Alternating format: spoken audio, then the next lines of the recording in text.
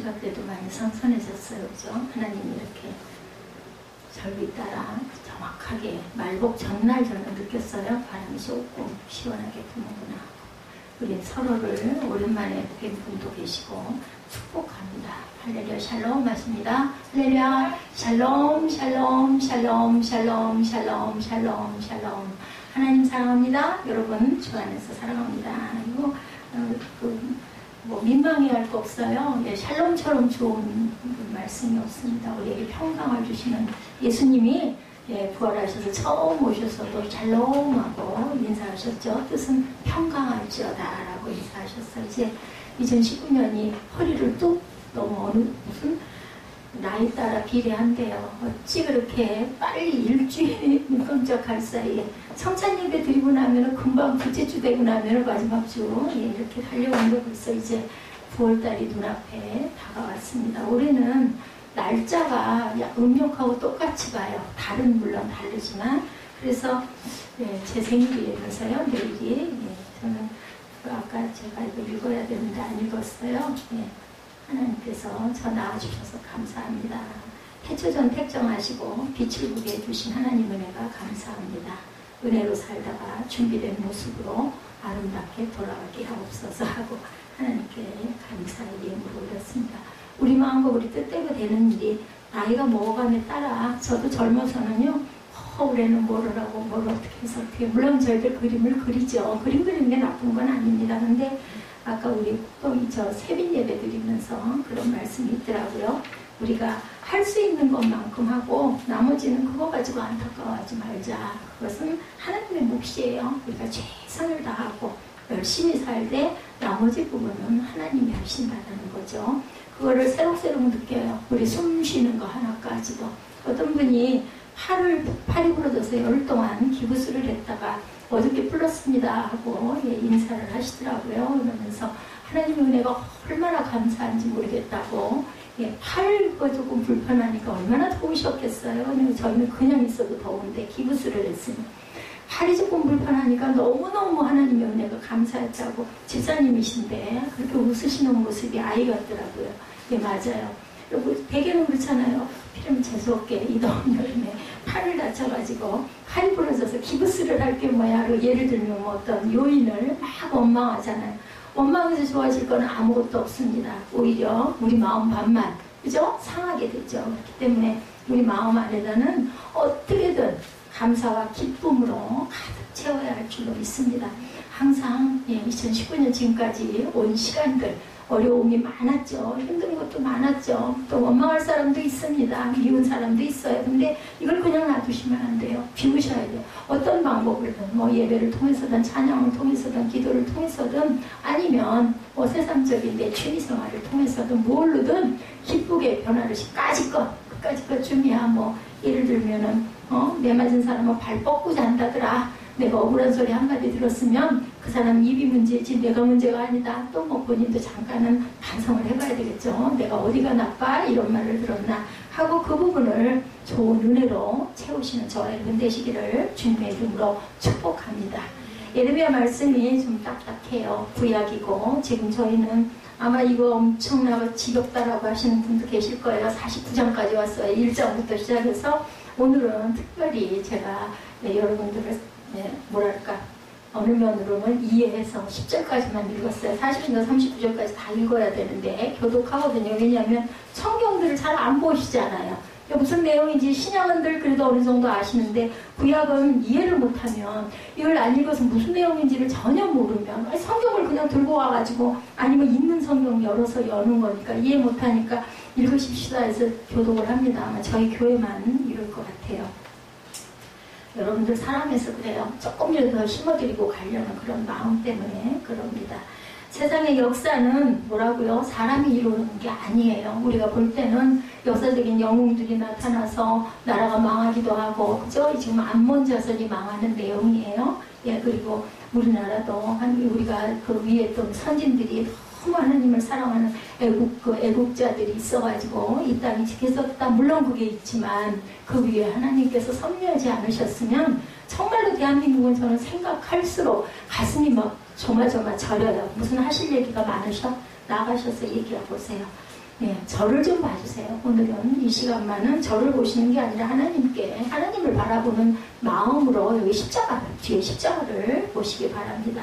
사람이 이루는 것이 아니라 하나님이 주관하고 계십니다. 우리 대한민국은 누가 뭐라 그래도 저는 하나님이 지키셨다라고, 정말 그거 어떻게 나라가 지켜졌겠어. 36년 일제치하에서 어떻게, 예, 그죠? 대한독립 만세가, 예, 그 유엔에 상정이 돼가지고 나라가 해방이 되고 100주년이라고 그러죠, 올해가. 그리고 또 6.25 때 어땠어요? 예, 부산까지 밀려 내려간 거 메가더 장군이 감동으로, 그분 얘기 들어보니까 정말 기도하는 가운데 한국을 향한 열정을 가지고, 예, 인천에 상륙함으로 인해서 이 땅이 지켜진 거잖아요. 그 이후에 IMF 때 어땠어요? 나라 망한다고 그랬죠? 절대로 극복 못한다고 그랬는데, 우리가 그래도 물론 여러 가지 어려움도 있고 문제들도 있지만 이만큼 잘 살게 돼서 가난한 사람들 돕게 되고, 뭐 우리나라, 예, 저는 들었어요. 비닐도, 예, 그죠?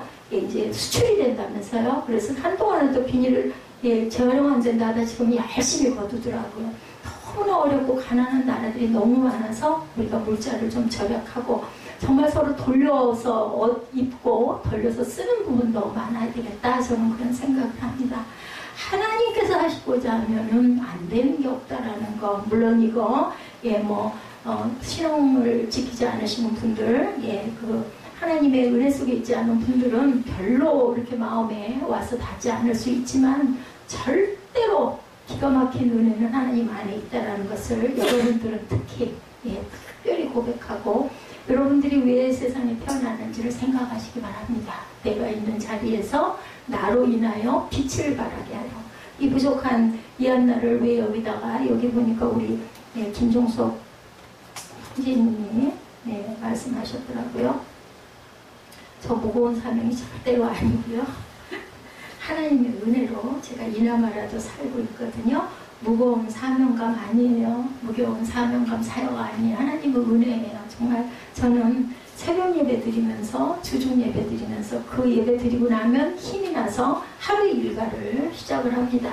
예, 먼저 기도하고 수영장 출발해서 1시간 동안 수영하고 돌아오면 또 이제 배도 좀 고파지니까 뭐도 조금 먹게 되고 정리하고 한 11시쯤 되죠. 그러고 나면 이제 그때부터는 한 2시간 정도 기도하고 휴식하고 또 이제 뭐 말씀 보고 또 예배 준비하고 하루 일과가 뭐 언제 어떻게 지나가는지 모를 정도로 가면서 하나님께서 죄송합니다. 교회를 세우신 은혜가 그냥 놔뒀다가는 세상으로 흘러 들어가가지고 구원도 못 받고 천국도 못 갈까봐 나붙들어 두시느라 그러면서 자녀들에게 온전하게 신앙을 심고 가라는 사명을 주셨는데 그 은혜가 어디서 온 건가 제 기억에 5살 때, 4살 때 어린 기억이에요. 4살인지 5살인지는 모르지만 할머니 치마꼬리 붙들고 교회 나간 거. 근데 그 교회가 너무너무 좋았어요. 어렸을 때부터. 특히 큰 교회가 아니라 조그마한 교회들 옛날엔 정말 작은 교회 많았어요. 정말 열악했죠. 전부 이 비닐장판 깔고 거기들 뭐 방석 하나씩 놓고 앉아가지고 얘들들이 저는 그런 교회가 그렇게 교회만 가면 너무 좋았어요. 그때 아마 제 마음에 나도 모르게 하나님의 사랑이 들어와 있었던 것 같아요. 그 중간에 하나님 보시기에 온전치 못한 모습 굉장히 많았죠. 뭐 부끄러워서 이루 말할 수 없는 그 일들을 통해서도 하나님께서는 외면하지 않고 버리시지 않고 그래도 그 마음에 있는 마음밭 하나 보시고 예, 기도했더니 이렇게 교회를 사명을 주셨어요. 우리 자녀들이 고생을 좀 하긴 하지만 그 은혜도 하늘에 쌓이기 때문에 여러분 각자에게 전부 다 여러분 각자에게 돌아갑니다. 하나님의 은총이 임하실 줄로 믿습니다. 그리고 그들을 통해서 오늘 본문 내용으로 돌아갑니다. 하나님이 사용하고자 하시면 막을 자가 없습니다. 이 나라를 사용하시는 것도 마찬가지고 그죠? 그리고 예, 하나님이 반드시 하나님께서는 택한 자를 택정한 자를 사용하고 계신다는 것. 중요한 거는 예, 제가 제 돌아갈 때를 모르는 것처럼 하나님이 나를 왜 지으셨는지를 발견하기 위해서 우리 윤수도 우리 사무엘도 열심히 학교 과정을 통해서 내가 좋아하고 내가 기뻐하고 내가 잘할 수 있는 남들보다 잘할 수 있는 것을 통해서 빛을 보일 때가 언제일까 어떻게 내가 빛을 드러낼까 그게 사명이에요. 여러분들 저는 윤수를 위해서는 특별히 기도합니다. 왠지 모르게 하나님의 은혜를 주셔가지고 하나님이 귀하게 잘 사용하시라고 그렇다고 윤수 보고 목사가 되라는 건 아니에요. 어느 자리에서나 자신이 하나님을 잘 믿잖아요. 기도 잘하잖아요. 그래서 우리 윤수는 청소년기를 잘 지나가게 하시고 그리고 빛과 사명을 감당하는 귀한 은혜가 있는 열매가 되라고 제가 늘 기도합니다.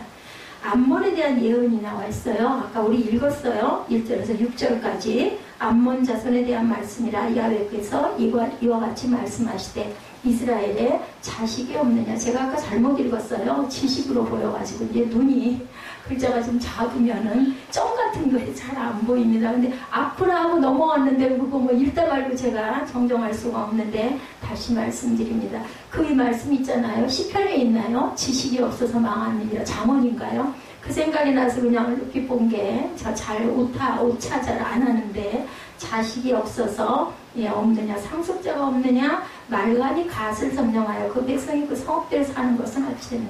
말감이라는 곳이 갓을 그 나라를 점령했어요.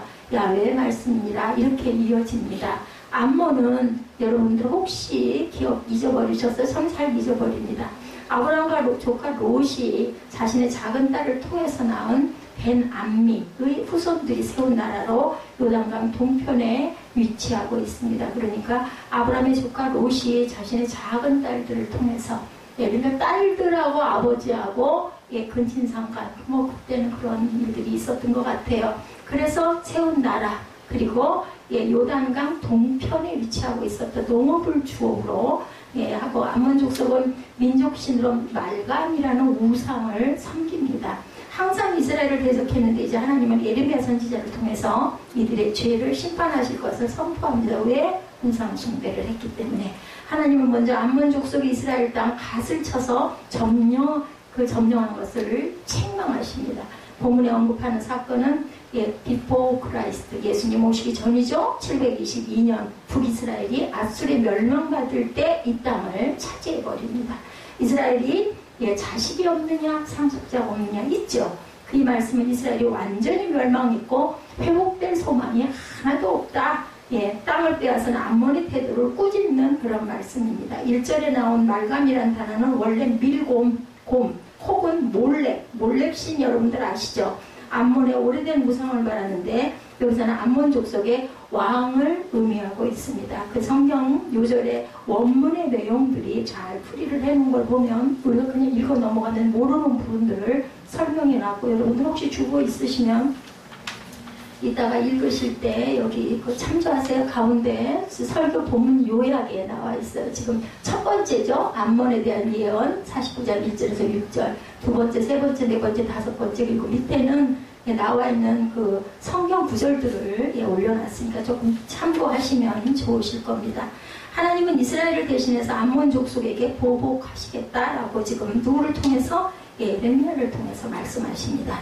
암몬 족속은 하나님의 심판의 도구로 사용될 침략군에 의해서 전쟁을 겪고 황폐하게 너희가 될 것이다. 망할 것이다. 그냥 한마디로 얘기해서 2절 끝에 보면 그때 이스라엘을 자기를 점령하였던 자를 점령하리라. 이렇게 말합니다. 훗날에 바벨론에서 돌아온 이스라엘 민족은 다시 그 땅을 되찾습니다. 사실적으로 이 성경 말씀들이요 그대로 이어진 말씀들이에요. 역사 안에 그대로 내용들이 나와 있습니다. 3절에서도 암몬 족속의 비참함이 어느 정도일지 말씀하죠. 암몬 왕 밀관과 제사장들과 고관들이 모두 포로로 잡혀갈 것이며 애통함이 암몬 땅 전역에 있을 것이다. 왜 애통해요? 망했으니까 애통하죠. 잡혀왔으니까 왜 애통하죠. 죽었으니까 애통합니다. 4절에 보면 암몬 족속은 그 누구도 자신들의 나라를 침범하지 못할 것이다 라고 그들은 큰 소리를 쳤는데 암몬의 수도인 라빠는 많은 골짜기들로 둘러싸인 천연의 요새였어요. 어디가 그래요? 예루살렘 성전 거기도 그렇게 천연 난공불락이라고 그러죠. 해발 900m의 고지에 세워진 라빠성은 많은 골짜기로 둘러싸여 있어서 굉장히 안전했다. 누구도 침략을 할 수가 없어요. 생각을 해보세요. 해발 900m의 고지에 성이 세워져 있으면 침략하기가 쉽지가 않겠죠. 예루살렘 성전도 그렇습니다. 그들은 자신들의 힘과 재물을 의지하면서 그 누구도 자신들을 공격할 수가 없다고 자랑을 한 거예요. 저 이거 말씀드리면서 딱 생각나는데 타이타닉호 절대로 입에는 안전하다 했죠? 안전하지 않았어요. 그죠? 우리가 항상 입술의 고백이 굉장히 중요합니다. 저는 가끔가다 아들이 말을 안 들으면 그냥 어휴 저 녀석 그냥 막 그렇죠 원망을 합니다. 내다 버렸으면 좋겠다 그러고 막 별 소리를 다 하다가 마음이 막 찔려요. 긍정적인 말, 살리는 말, 축복하는 말. 신학교 때 바빠 죽겠으면 막 신학생들 뛰어다니면서 5층 꼭대기까지 올라갔다 내려왔다 해야 되거든요. 엘리베이터 못하니까. 그때 제가 만약 학교를 다녔더니 못 다녀요, 저는. 응? 죽겠다 안 하고 뭐라 그러게요. 살겠네 하면서 뛰어다니. 처음에는 이해를 못해서 왜 살겠다고 저러나 그랬더니 죽겠다는 말 대신에 입술로 긍정적인 말을 해야 되니까 아이고 살겠네. 그리고 바빠서 죽겠네가 아니라 너무너무 기뻐서 살겠네 막 이러더라고요. 자신의 힘과 재물을 자랑하는 자는 패역한 자고 타락한 자라는 사실을 우리가 깨달아야 되겠다. 안무는 그러한 자랑이 더 이상 계속되지 못할 거죠. 못하죠. 망하니까. 하나님 심판이 임하는 그날 그들이 자랑하고 의지하던 재물이 당연히 그들을 지켜주지 못합니다. 재물은 필요해요. 제가 한 달 한 달을 살얼음판을 딛는 것 같이 가고 있어요. 왜냐하면은 긍정적인 받침이 뒷받침이 안 되면은 아무리 이렇게 작은 성전이라도 그죠 피로를 채우는 것들이 있어야 되는데 그게 제대로 공급이 안 되니까 정말 신기한 건 우리 에스더 전도사님한테 물어보면 알 거예요. 그냥 입술 고백대로 그대로 이루어진 게 그냥 한 번은 어쩌다가 두 번은 그럴 수도 있죠. 아니에요. 필요할 때마다 많지는 않지만 할 수 있도록 지켜주시고 채워주시는 물론 사람을 통해서입니다. 하늘에서 뭐 뚝 떨어지는 일은 없어요. 사람을 통해서 하나님을 역사를 하시니까 5절을 보면 하나님이 두려움을 사방에서 암몬을 덮칠 것이다. 바벨론이 사방에서 공격할 때 암몬 사람들은 당황하여서 허둥대며 각자가 목숨을 건지기 위해서 무작정 도망칠 것이다. 여러분도 어떨 것 같아요? 재해가 왔어. 얼른 피난 가야 돼. 어디로 옮겨야 돼. 빨리 나가야 돼. 그러면 어떡하겠어요? 뭐 뒤도 안 돌아다보죠. 살아야 되니까. 뭘 챙기겠어요? 그냥 맨몸으로 급하게 뛰쳐나가겠죠. 무작정 도망가야 삽니다. 근데 그 살고 죽는 것도 하나님의 손 안에 있다. 제가 그래서 이 기도를 적으면서 그랬어요. 정말 제일 우리가 돌아갈 때 잘 돌아가요. 주변에 계신 분들을 봐도 그 생각을 참 많이 합니다. 좀 꿈도 야무지게 근데 이대로 될 줄로 믿습니다. 은혜로 살다가 준비된 모습으로 아름답게 돌아가게 하옵소서. 저는 그냥 이게 기도예요. 갈 때 무서움, 공포 이런 건 없으리라고 봐요. 그래서 저는 마음 안에 그런 것들이 있을 때는 무슨 방법으로든 쫓아냅니다. 그래야지 내가 사니까. 그런 삶의 모습. 저 보면 그러죠. 다들 어디가 전혀 아픈 사람같이 여겨지지 않는다. 어떻게 우리 에스더서 저 보면 어디를 그렇게 보여? 하고 늘 얘기를 해요. 제가 은혜를 받습니다.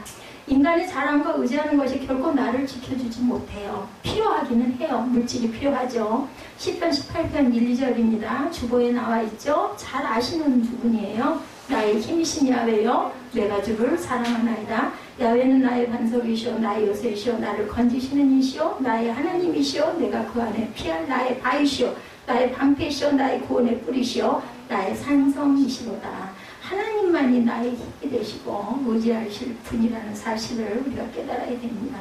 저는 늘 문득문득 그 생각을 합니다. 정말 오래전 일이죠. 거의 벌써 15년 한 20년 가까이 되지 않았을까요? 윤순이 집에 가가지고 윤수 아빠하고 엄마 있는데 윤수가 없었던 것 같은데 제 기억에 윤수 태어나기 전이었던 것 같아요. 내가 앞으로 뭐를 하고 살 수 있을까 그 얘기를 했어요. 의류 이런 그런 상회를 하나 열면 어떠냐 이런 얘기를 해가지고 윤수 아빠가 참 항상 정말 이렇게 따뜻한 말을 잘해줘서 참 좋아하는데 저는 그랬더니 그거 하실 수 있겠느냐고. 그럼 상의했던 게 자꾸 생각이 나면 웃어요. 왜 그 생각을 하느냐 모르는 거죠. 사람들이 그러죠. 다 해도 이한나는 조희종 절대 물론 이제 이름이 개명된 이름입니다만은 당신은 절대로 하나님 길은 절대로 안 가려는 그런 사람일 줄 알았다고. 근데 하나님께서는 안 갈 것 같은 사람을 붙들어가지고 근데 그게 억지로가 아니라 너무 감사해서 세워주시는 하나님. 그러니 얼마나 어리석어요. 나 이렇게 해서 조그만한 옷가게 하나 열어볼까 하고 상의를 했는데 생각지도 않은 은혜로 새벽 기도하다가 그러다가 신학교로 가게 되고 하나님의 영이 임하셔서 교회를 세우게 해주신 은혜. 우리는 모른다라는 거죠. 예수 그리스도만이 나라의 자랑이 되고 나의 의지가 되는 저와 여러분들이 되시기를 주님의 이름으로 축복합니다. 저를 좀 보세요. 제 젊은 날 얼마나 교만했어요. 그죠? 사치와 낭비는 또 얼마나 심했어요. 근데 결코 그 길을 그렇게 가서는 안 되니까 이 교회가 부흥이 안 되는 것도 아마 제가 오만해질까봐 이렇게 무릎을 꿇게 하시는 게 아닐까. 이거 싫으면요 교회 하루도 못 있을 거예요. 저는 정말 교회가 좋습니다. 제가 여기 있는 게 누구 말 맞다나 좋은 집, 고도방실 같은 좋은 집 다 놔두고 이 조그만한 공간에서 그렇게 덥기는 또 얼마나 더운데 이 성전이. 근데도 저는 너무나 좋아요. 여기만 들었으면 살 것 같은 생각이 드니 그 은혜죠. 두 번째, 에돔에 대한 예언이 7절부터 22절까지 쭉 나타납니다. 에돔에 대한 말씀이다. 만군의 야훼께서 이같이 말씀하시되 대만에 다시는 지혜가 없게 되었느냐, 명철한 자에게 책략이 끊어졌느냐, 그들의 지혜가 없어졌느냐, 드단 주민아 돌이켜 도망하라 라고 말을 하죠. 에서의 후손들인 에돔 족속은 사해 남단에서 아카마만에 이르는 170km의 험준한 광야 고온지대에 자리를 잡고 있었는데 어머니 뱃속에서부터 다투고 태어난 누구? 에서, 그죠? 장자권 문제로 갈등을 일으켰던 야곱과 에서의 후손들답게 이스라엘과 에돔은 항상 불화와 적대 관계에 있었어요. 에서와 이스라엘과 관계, 에돔이죠. 에돔은 출애굽한 이스라엘의 가나안 여정을 방해하고 그들이 고난을 당할 때는 조롱했고 멸망당하니까 너무나 기뻐해서 덤실덤실 춤을 춥니다. 이런 이유로 하나님은 많은 선지자들을 통해서 심판을 계속 예언했어요. 그러니까 절대로 우리가 지켜야 될 것은 교만하지 말아야 되겠다. 그래서 우리가 섰다고 여길 때는 넘어질까 조심하는 그러한 잠언 말씀처럼 항상 나 자신을 돌아보고 나를 낮출 줄 알아야 됩니다. 7절에 하나님이 지혜로운 자와 명철한 자를 에돔에게서 끊어지게 하시겠다고 하셨던 것처럼 에돔은 지혜자들이 많기로 유명한 나라였어요. 그러므로 에돔은 이런 지혜와 명철을 의지하고 자랑하죠. 조금 그죠? 뭐 좀 재주가 있는 사람, 뭔가 또 좀 학식이 있는 사람, 또 무슨 재물이 좀 있는 사람들은 자랑하기에 바빠요. 저도 그런 사람 중에 하나였었죠. 정말 아무것도 아닌 것이 자랑할 때 하나님은 어떻게 바라보셨어요? 참 잠잠하게 바라보세요. 그러다가 어느 날 무슨 이유로인지 새벽 예배를 나가야 되겠네. 그 마음이 자꾸 오는 거예요. 기도했더니 보여지더라고요. 그래서 하나님 가장 가까운 교회에 나갈게요. 하얀교회 제가 봤거든요. 꿈에. 그랬는데 정말 내려가다 첫 번째 교회 제가 발견하면 거기 가서 새벽 예배 드리겠습니다 라고 기도했는데 내려가니까 그 하얀 교회 있죠? 그 교회 저 이름도 잊어버렸습니다. 그 교회가 수정교회인가요? 그 교회가 그 수정교회가 정말 크고 아름답다고 그래요. 정말 그 수정교회 자체는 하얀 교회였어요. 너무나 이쁘더라고요. 그래서 저희가 그때부터 그 새벽 예배를 거기 가서 다니게 됐죠. 그 이후에 이제 우리 그 앞에 그 교회가 새하늘 교회인가요? 그 교회가 나중에 이제 섰죠. 8절에 나오는 드단 주민은 아브라함의 첩 그두라에게서 낳은 아들인 드단의 후손들이에요. 아브라함의 첩 그두라 아시죠? 에돔 족속에 동화되어서 함께 살고 있었는데 에돔이 심판을 당할 때 도망하라고 경고하고 있죠. 9절에 하나님은 두 가지 비유를 통해서 에돔을 철저하게 심판하실 것을 말합니다. 첫째는 포도를 거두는 자에 대한 비유였어요. 일반적으로 포도를 추수할 때 가난한 자나 나그네들을 생각해서 열매 가운데 얼마, 우리나라도 그렇잖아요. 고구마 뭐 이런 거 줄기 조금씩 남겨놓고 감자 줄기 같은 것도 좀 남겨놔서 지금은 뭐 그런 거 먹고 사는 사람이 글쎄 있을까요? 있겠죠. 그거 너무나 가난하기 때문에 밭에 가서 다 거둔 농작물들 막 뒤져가지고 그 조그만한 거, 저 어렸을 때는 있었어요. 작은 거 요만씩한 것들을 갖다가 그거 삶아서 먹고 했습니다. 모조리 거두어가지 말아야 되는데 포도를 추수할 때 침략자들은 아무것도 남지 않고 모두 다 거두어갔다. 둘째 비유는 도둑의 비유를 하죠. 도둑은 충분히 훔쳤다고 생각하면 더 이상 훔치지 않고 나가는데 에돔을 침략하는 자들은 절대 아니다. 철저히 다 가져간다라는 거죠. 10절에 보면 철저하게 약탈당한 에돔은 벌거벗은 몸처럼 되어서 하나도 남지 않는 알몸의 상태처럼 멸망을 당할 것이다. 아무것도 없이 멸망당한다. 그러나 무서운 심판 속에서 그 아들과 과부들에게는 긍휼을 베푸시겠다라고 말합니다. 13절 봅니다. 야훼의 말씀이니라 이렇게 시작을 하죠. 말씀이 거듭 강조되고 있는 이것은 곧 하나님의 긍휼을 베풀지만 에돔은 반드시 심판하시겠다라는 하나님의 강한 의지를 보여줍니다. 12절에서 보라 술잔을 마시는 습관이 없는 자도 반드시 마시겠거든 이라고 하는데 이스라엘 백성을 가리키는 거예요. 하나님의 백성인 이스라엘도 죄로 인해 하나님의 심판의 잔을 마셨는데 이방 나라인 에돔이 어떻게 죄로 인한 심판의 잔을 니들이 어떻게 피할 거냐, 내 백성도 잘못하면 이렇게 심판한다 라는 이야기입니다. 13절에도 내가 나를 두고 맹세하노니 라고 말씀합니다. 하나님이 스스로 하신 맹세는 어떤 맹세? 보스라라는 성을 영원히 황폐하게 할 것이다 라는 맹세였죠. 보스라는 한때는 에돔의 수도였습니다. 보스라는 삼면이 가파른 암석으로 된 계곡 위에 세워져 있었기에 에돔의 견고한 성읍들 중에서 가장 견고한 요소로 알려지죠. 우리 볼까요? 성경을 아무도 안 들여다보시는 것 같아. 12, 13절 한번 봅니다. 야훼께서 이와 같이 말씀하시니라. 보라 술잔을 마시는 습관이 없는 자도 반드시 마시겠거든. 내가 형벌을 온전히 면하겠느냐? 면하지 못하리니 너는 반드시 마시리라.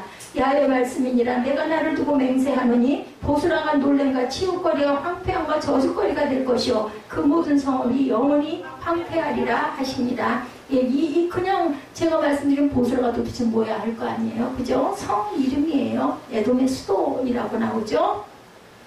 그렇지만 에돔이 그렇게 더 자랑하는 보스라는 하나님의 심판의 날에 파괴되어서 영원히 황폐될 것인데 이것은 에돔의 완전한 멸망을, 수도가 뭐 망하는데 나라가 살아있겠어요? 그렇잖아요. 그러면 수도가 어디로 우리나라처럼 딴 데로 옮겨가겠죠. 예, 뭐 평양에서 서울로 뭐 또 급하면 그죠? 부산으로도 옮겨가고 뭐 이런 식으로 옮겨가야 되는데 아예 멸망을 당할 것이다. 보스라는 오늘날 부사이라고 말씀합니다. 폐허지로 확인되고 있습니다. 현재도 있어요. 폐허지. 예레미야 선지자는 에돔의 멸망이 하나님의 주권으로부터 오는 것임을 깨닫고 10절 14절에서 밝히고 있습니다. 내가 야훼로부터 오는 소식을 들었노라. 4절을 여러 나라 가운데 보내어 이르시되 너희는 모여와서 그를 치며 일어나서 싸우라 이렇게 말씀합니다. 소식을 들었다. 하나님은 에돔을 심판하기 위하여 여러 나라들을 이용하신다. 하나님은 때로는 적군을 이용하시기도 하죠. 적국을 이용하시기도 합니다. 아무리 에돔이 산꼭대기에 천연 요새를 가지고 있다 할지라도 하나님은 거기에서 끌어내려서 멸시하시겠다라는 거 못하실 게 없죠. 17절에도 보면 에돔이 공포의 대상이 되리니 그리로 지나가는 자보다 놀라며 그 모든 재앙으로 말미암아 한식하리로다 라고 증거되어 있습니다. 18절에도 뭐라 그러세요? 여호와께서 말씀하시니라. 소돔과 고모라와 그 이웃 성읍들이 멸망한 것 같이 거기에 사는 사람이 없으며 그 가운데 머물러 살 사람이 아무도 없으리라. 19절에도 보라 사자가 요단강의 깊은 숲에서 나타나듯이 그가 와서 견고한 처소를 칠 것이라. 내가 즉시 그들을 거기에서 쫓아내고 택한 자를 내가 그 위에 세우리니 나와 같은 자 누구며 나와 더불어 다툴 자 누구며 내 앞에 설 목자가 누구냐. 누가 이거를 막겠느냐는 거예요. 자신을 요단의 숲으로서 올라온 사자에 비유합니다. 구약시대 요단강 지역의 울창한 숲에는 사자가 서식하고 있었는데 이 사자들이 요단 계곡의 푸른 목초지에 있는 양을 잡아먹기 위해서 출몰하고 했다고 그래요. 하나님께서는 요단의 사자와 같이 에돔을 심판하시겠다라는 겁니다. 사자가 공격할 때 어떤 동물도 그 공격을 막아낼 수 없는 것처럼 에돔 역시 하나님의 공격을 막아내지 못하고 멸망할 것이다. 나와 같은 자 누구며 나로 더불어 다툴 자 누구며 내 앞에 설 목자가 누구냐. 하나님의 주권으로 행해지는 에돔에 대한 심판을 아무도 막을 자가 없다. 이런즉 에돔에 대한 하나님의 주권을 20절에 분명하게 밝히죠. 그런즉 에돔에 대한 야훼의 의도와 대만 주민에 대하여 결심하신 야훼의 계획을 너희가 들어라. 하나님의 계획하심을 세 가지로 말씀하죠. 첫째는 20절에 양떼의 어린 것들을 그들이 반드시 끌고 다니고 괴롭히고 그들의 처소는 황폐하게 될 것이다. 이것은 곧 에돔 족속이 포로로 끌려갈 것을 의미하고 있고 에돔은 멸망을 당할 것이라는 겁니다. 둘째는 21절에 에돔의 성읍들이 무너지는 소리에 땅이 진동하고 그들의 울부짖음이 멀리 떨어지는 홍해까지 들릴 정도로 비참할 것이다. 여러분들 홍해 아시죠? 셋째는 22절에 에돔을 침략하는 나라가 독수리같이 신속하게 날아와서 날개를 펼 때 에돔의 용서들은 두려움과 공포로 해산하는 여인처럼 비명을 지를 것이다. 여러분들 아들 출산할 때 많이 아팠죠? 그렇게 비명. 그 제일 고통스러운 거를 여자들의 해산, 출산 얘기합니다. 한 가지 주목할 것은 애국과 모압 그리고 암몬 가는 다리 에돔에게는 회복을 위한 약속이 주어지지 않았어요. 실제로 에돔은 바벨론에게 정복당하고 그 이후에 신구약 중간지대에 나바티안 족속이라고 불리는 사막의 부족들에 의해서 유다의 남쪽으로 쫓겨가게 되었는데 거기에서 그들은 이두메인으로 불렸어요. 그 후 BC 125년경 마카비아의 요한 할키누스는 이두메 족속을 정복하고 이들에게 유대교를 받아들이도록 강요하여 이스라엘에 편입을 시킵니다. 이로써 에돔은 역사적으로 한 나라로서의 형태를 더 이상 유지하지 못하고 사라집니다. 다시 한번 하나님이 계획하신 주권의 두려움을 가지고 하나님을 섬기는 저와 여러분 되시기를 주님의 이름으로 축복합니다. 세 번째 다메섹에 대한 예언이 23절에서 27절까지 나타나죠. 다메섹에 대한 말씀이라 하맛과 아르밧이 수치를 당하리니 이는 흉한 소문을 듣고 낙담함이니라 바닷가에서 비틀거리며 평안이 없다라고 합니다. 다메섹은 구약의 아람 또는 수리아라고 불리는 나라의 수도였어요. 지역적으로 이스라엘의 북방에 위치한 이들은 요단강 동편 지역을 차지하기 위해서 자주 이스라엘을 침략합니다. 오늘날 다메섹은 시리아의 수도 다마스쿠스. 우리 윤수 아빠는 아마 지명들 보시면 많이 다니시기 때문에 아실 거예요. 하나님은 다메섹에 대한 심판을 말씀하시는데 다메섹은 아람에서 가장 강력한 성읍이고 이것이 무너졌다는 것은 사실 아람 전체의 멸망을 의미합니다. 다메섹 또한 하나님의 심판 앞에 해산하는 여인처럼 고통의 비명을 지를 것이다. 25절이죠. 어찌하여 찬송의 성읍 나의 즐거운 성읍이 버린 곳이 되었느냐. 다메섹은 예로부터 동서교통의 요충지로 무역으로 크게 번성한 곳이었습니다. 열방으로부터 찬송을 받았고 즐거움과 활기가 넘치는 그러한 아주 즐거운 성읍이었는데 하나님의 심판 앞에 그들의 기쁨은 절망과 애통으로 변한다. 다메섹 또한 바벨론 군대에게 철저하게 살육을 당하게 될 것이며 모든 성은 불살라질 것이다. 이날은 아모스 선지자도 예언합니다. 주보 참작하시기 바랍니다. 아모스 1장 4절에서 5절입니다. 내가 하사엘의 집에 불을 보내리니 베나데서 궁궐들을 사리리라. 내가 다메섹의 빗장을 꺾으며 아웬 골짜기에서 그 주민들을 끊으며 베데덴에서의 귀잡은 자를 끊으리니 아람 백성이 사로잡혀 기르에 이르리라. 야훼께서 말씀하십니다. 왕들이 잡는 귤을 끊어버리겠다. 아람 국가는 BC 605년 바벨론에 의해서 완전하게 멸망하는 나라가 됩니다. 하나님의 말씀대로 이루어져가는 세계 역사 속에 하나님에 대한 두려움을 갖고 예수 신앙으로 살아가는 우리가 구원을 받았기 때문에 새 생명을 가졌고 저 같은 사람이 내가 갈 곳이 있구나 라는 그런 안도를 하죠. 만약에 그렇지 못하다면 하루하루 나이가 먹고 몸이 불편하고 하면 얼마나 두렵고 무서울까요? 죽음에 대한 공포가 나를 짓누를 거예요. 근데 갈 곳이 있기 때문에 얼마나 기뻐요. 그죠? 네 번째, 이제 다 끝나가요, 여러분들. 제가 아주 빠르게 말씀을 전합니다. 게달과 하솔에 대한 예언이 28절에서 33절까지 나타납니다. 게달과 하솔은 나라이기보다는 조그마한 부족이었어요. 이들은 팔레스타인 동부의 수리아 사막에 살았는데 게달은 이스마엘 후손의 유랑민족으로 아라비아 사막에서 양을 치고 팔솜질을 자랑하고 전쟁을 좋아하는 부족이었습니다. 역사 얘기를 좀 들으시면 그렇게 지루하지 않을 거예요. 하나님은 바벨론을 통해서 게달과 하솔을 심판하시기로 작정하셨는데 그들이 바벨론에게 빼앗기는 품목을 보면 어떤 자들인지 알 수가 있습니다. 29절에 양떼와 휘정과 낙타를 빼앗길 것이다. 이들은 정착민이 아니라 유목민이라는 사실을 빼앗기는 것들을 보면은 우리가 알 수가 있다는 거죠. 30절에 하솔 주민에게 동일하게 하나님의 심판이 임할 것이라고 말합니다. 하솔 주민 또한 빼앗기는 품목이 낙타와 가축들임을 볼 때 이들 또한 유목민들이다. 31절에도 고요하고 평안히 사는 백성들이었는데 성도 없고 집도 없이 사는 유목민들. 이들은 이스라엘을 괴롭힌 적도 없는 아주 작은 부족이었어요. 그런데 왜 하나님이 이런 작은 부족까지 심판을 하셨을까? 30절에 내가 살점을 깎는 자들을 사면에 흩어버릴 것이라고 말씀합니다. 구약 성경에 보면 내가 그 머리털을 모지게 깎는 자들은 사면에 흩으리라 이렇게 나타나 있어요. 게달과 하솔 민족은 이방신들을 섬기는 자들이 하는 것처럼 머리털을 깎았다는 것을 볼 때 그들 또한 우상을 섬겼을 것이다. 예레미야 19장 27절입니다. 머리칼을 둥글게 깎지 말며 수염 끝을 손상하지 말아라. 그때는 머리칼을 둥글게 깎으면 안 됐던 것 같아요. 33절에도 보면 큰 뱀의 거처가 되었다라고 말합니다. 뱀은 곧 사탄을 의미합니다. 그것도 큰 뱀의 거처가 된다는 것은 사탄의 속성을 가지고 있는 악한 백성임을 나타내죠. 하나님은 사람이 하나님이시지만 우상을 섬기는 자는 절대로 그냥 넘어가지 않습니다. 아무리 불쌍하고 연약한 자라 할지라도 꼭 심판을 하신다는 것 잊지 마시기 바랍니다. 우상이라는 건 다른 신을 섬기는 것뿐만이 아니라 여러분들 아시죠? 내가 하나님보다 더 사랑하는 게 있으면 그것이 우상입니다. 남편이 될 수도 있고 자녀가 될 수도 있고 아니면 내가 아주 즐기는 취미생활이 될 수도 있고 여러분들 요즘에 빠져있는 휴대폰 그런 중독에 걸리는 것도 우상 숭배입니다. 게달과 하솔은 하찮은 조그마한 부족이었지만 그런 조그마한 부족도 하나님은 그냥 지나치지 않고 반드시 심판하신다. 나의 죄가 아무리 작다 할지라도 하나님은 그냥 적당히 안 넘어가세요. 내가 생각하기엔 작은 죄일지라도 하나님 보시기에는 큰 죄, 그걸로 인해서 제 영혼이 죽겠구나 라고 하면은 그것은 야단을 치시죠. 아까 제가 여러분들 찬양 들어보셨죠? 고난과 어려움 통해서 하나님께서 내게 깨달음을 주시려고 그런 고난을 주실 때도 있다. 어떤 작은 죄일지라도 하나님 앞에 회개하고 십자가의 피로 죄사함을 받아서 하나님의 무서운 심판을 받지 않는 저와 여러분들 지금은 우리들이 기회가 있어요. 저도 아직 기회가 있습니다.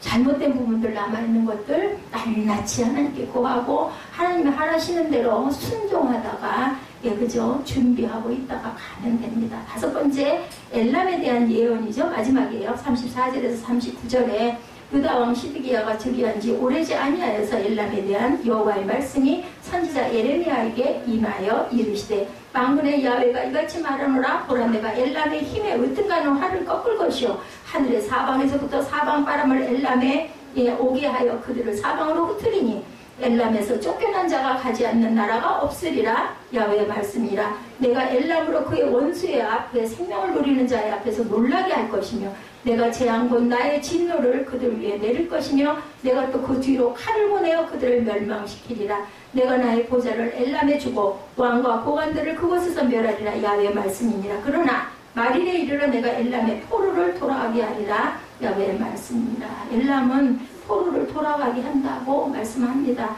셈족에 속하는 엘람은 페르시아만의 북동쪽 바벨론 동부의 산악지대에 위치한 국가였었어요. 여러 세기를 통해서 아수르나 바벨론 같은 강대국들과 세력을 다투었습니다. BC 640년 아수르왕 아술바니 팔에게 정복당하면서 약소국으로 근데 나라는 있네요. 전락을 합니다.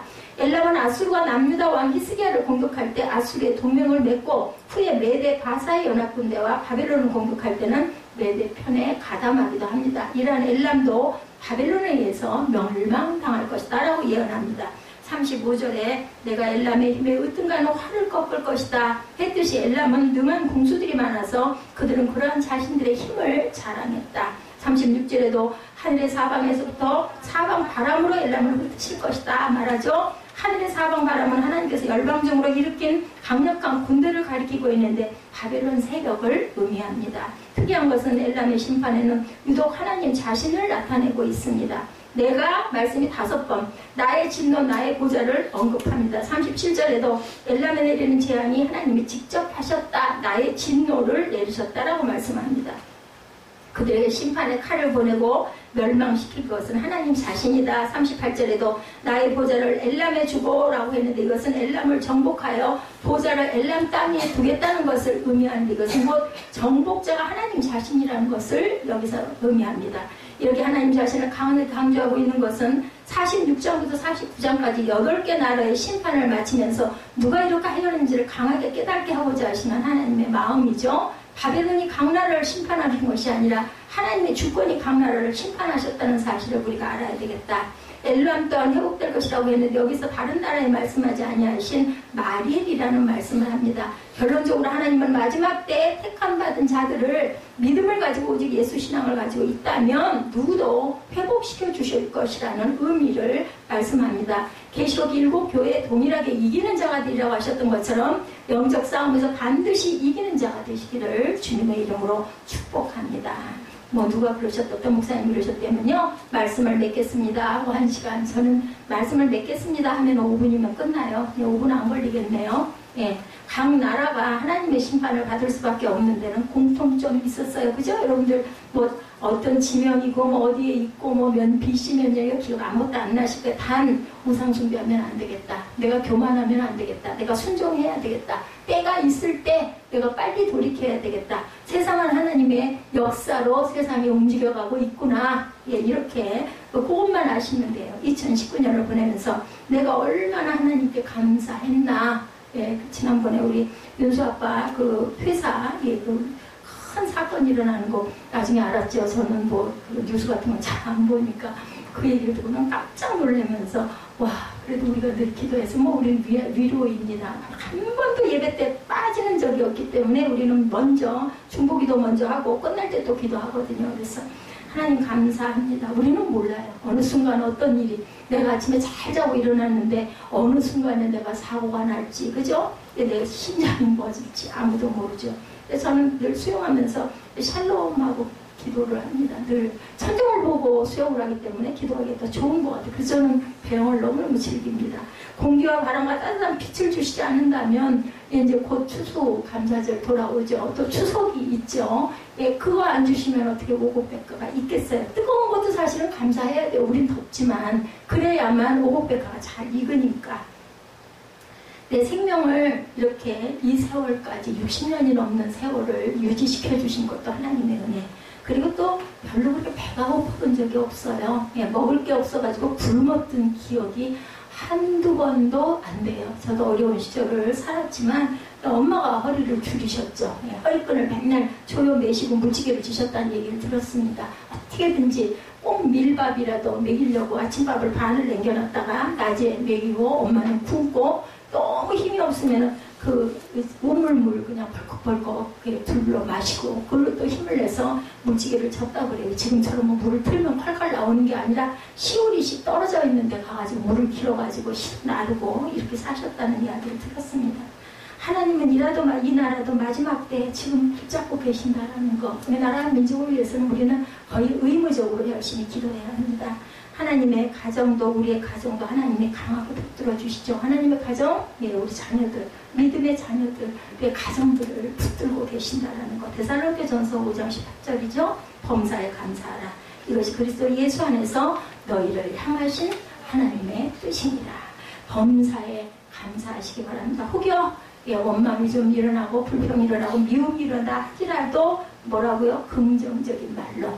예, 그리고 그게 안 될 때는 그렇게 기도하세요. 하나님 그 마음 주시옵소서. 성령께서 나를 변화시켜 주셔서 사랑으로 품을 수 있게 해주시고 미움을 비울 수 있도록 하나님 마음을 허락하여 주옵소서 하고 기도하시는 저와 여러분들 되셔서 하나님께 잘했다 칭찬받고 축복이 자손 대대로 이어지는 저와 여러분의 가정들 교회가 되시기를 주님의 이름으로 축복합니다. 우리 결단하시고 잠깐 말씀 생각하시면서 각자의 자리에서 각자의 입장에서 잠깐 기도하시고 축복으로 예배를 마치도록 하겠습니다.